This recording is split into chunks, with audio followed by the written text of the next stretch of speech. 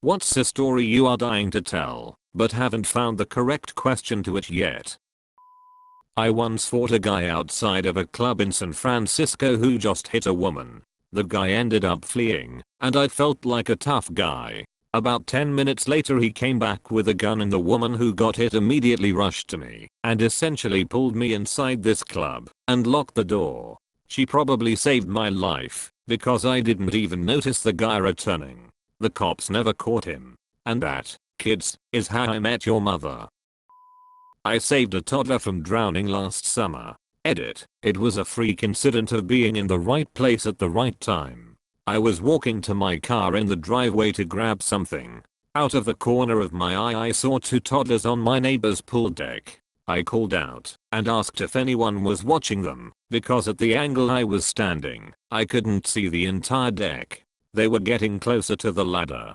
Then something in me snapped, and I realized they were both in their clothes, and not bathing suits. I don't even remember running over there. By the time I reached the pool edge one of them was drowning right in the middle, completely submerged. I didn't even see her go in. I tried to jump over the edge and get a hold of her, but I couldn't reach. I started yelling bloody murder for my neighbor. Luckily she heard me and came out right away. The way she screamed, "She's in the pool," still haunts me. By this time the baby's mom ran out too. I finally managed to jump up high enough and grab her arm to pull her out. It was crazy. If I hadn't gone out to my car at that exact moment she'd be dead.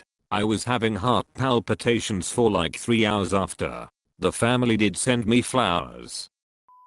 In my language, the word for swan sounds kinda similar to the phrase on water. When I was a kid, I misheard and for a few years thought the animals were literally called on waters. It made perfect sense to my little kid brain. I mean, they are on water. I even told people how smart it was to name them that, and no one ever corrected me until years later. So basically the equivalent is calling them swims, in English. A few years ago, I was a senior in college, and was applying to law schools. The University of Oklahoma wanted to schedule a phone interview with me. The date that they picked was not just a Friday, but the Friday before Halloween weekend. My friends and I had a solid weekend of drinking planned. I was told to expect a phone call between noon and 4 p.m. The university also said that they may get behind, and that if they didn't call by 5 o'clock the interview would be rescheduled for next Monday. Well, 5 o'clock rolls around with no phone call, so I start getting aggressively drunk while dressed as Abe Lincoln with my roommates. Then, at 6:30, my phone rings. I pick up. "Hello. This is so and so with the University of Oklahoma School of Law. I'm sorry that we are calling so late. Are you available for that interview?" Of course, my drunk ass agrees. Now, I had never in my life been to Oklahoma. My only knowledge of the state comes from the eponymous musical and the movie Twister. I talked about those two things quite a bit during the interview. I don't remember exactly what all I was asked or what I said, but they loved it. The next week, the same admissions person called back, told me I had been accepted, and offered a substantial scholarship. I guess the moral of the story is that, when in doubt, drunkenly ramble about Twister. Last summer, at a sleepaway camp I went on the second session. The counselor was telling us about this girl she had the previous week who, on the last night when everyone sleeps on the floor, decided to not go to the bathroom that was 10 feet from the cabin, but instead piss in a bag. The bag had a hole in it. Then, nearly a year later, on the last day of a field hockey training camp, the whole team was gathered in a circle to trade stories. The girl across from me tells the story about how on the last night of camp, when everyone was sleeping on the floor, she decided to piss in a bag. And the bag had a hole in it. I don't think she expected to become a camp legend, but at least the rest of the team got a kick out of me laughing my ass off about meeting the legend herself. In 2016 I spent a few months in the US as part of my PhD research. During a lunch walk I noticed a MacBook lying in the middle of the road. I thought somebody must have lost it, or it had been stolen. I picked it up and took it to my apartment to see if I could locate the owner. I opened the MacBook and noticed the screen was busted. More importantly, I noticed a property of NASA sticker. My first thought was, holy crap, this will show me how to build a rocket. I can go to the moon. I decided it would be better to return it, as building a rocket in a small apartment is quite a challenge. Although the screen was busted, purple lines everywhere, I could read a username. I googled the username and NASA, and found an email address. Who's I sent an email, and got a reply in a few minutes. She thanked me, and we agreed to meet at the university I was visiting. I waited at the agreed location, and after a few minutes a car was making laps around the nearby parking lot. After 5 laps a tiny lady got out of the car.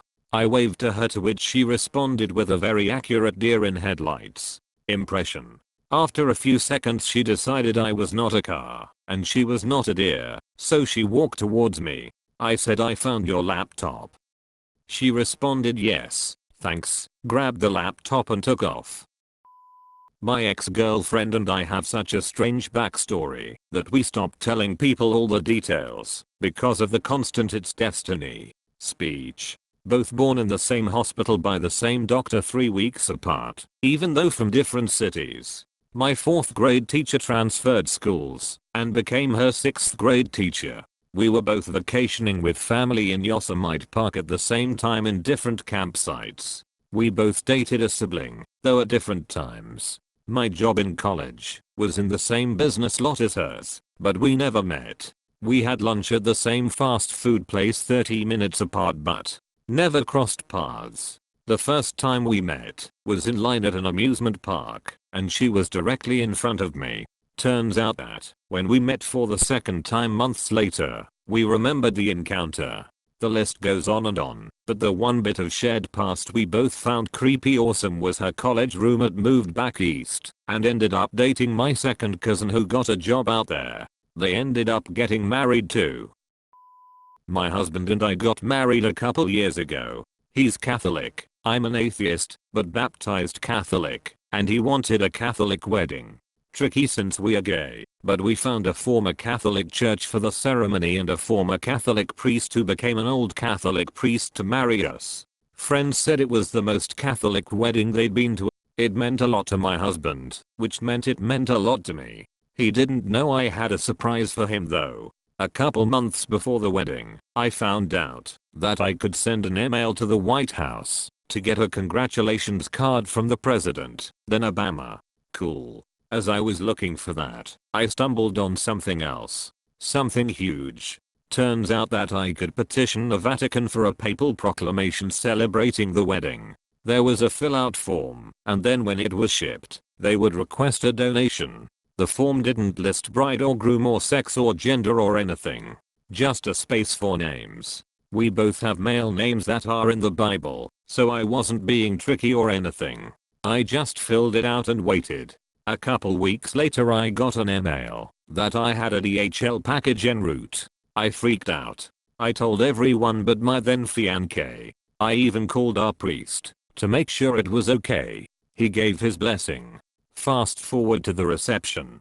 Both of our best men gave their speech. I asked for the microphone. My husband gave me that look that said I thought we said we weren't doing speeches. I told our friends and family how much I love him. How happy he makes me, even when he cries. The photographer got in position as I handed him a large wrapped present. I had it framed in a store-bought frame as I didn't have time, and due to the nature, was just worried about it. He unwrapped it, and saw the hand-painted papal proclamation with our names on there, and it's the happiest I've ever seen him. So that's the story about how I got the Pope to bless our gay wedding. I saw a man in a wheelchair flying down a big hill on only one wheel. So I chased after him thinking he was in distress and would crash. I ran down the hill after him, but he was hauling ass, and by the time I got to the bottom he had peeled around a corner and out of sight. When I stopped to catch my breath there, a guy at a bus stop catches my eye and says, "Oh, he does that all the time."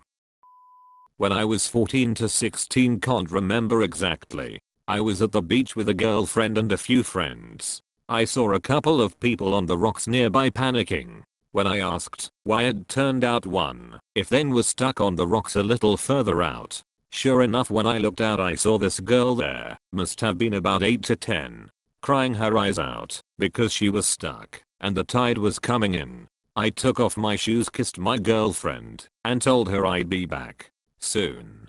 Before she could say anything, I'd walked out to the girl, spent 5 minutes calming her down, then walking back with her, taking it slow, showing her what rocks to stand on, and guiding her back. Then put on my shoes and left before the family could say anything to me. The Coast Guard had turned up as I walked away, and I found on their Facebook page they claimed to have saved the girl.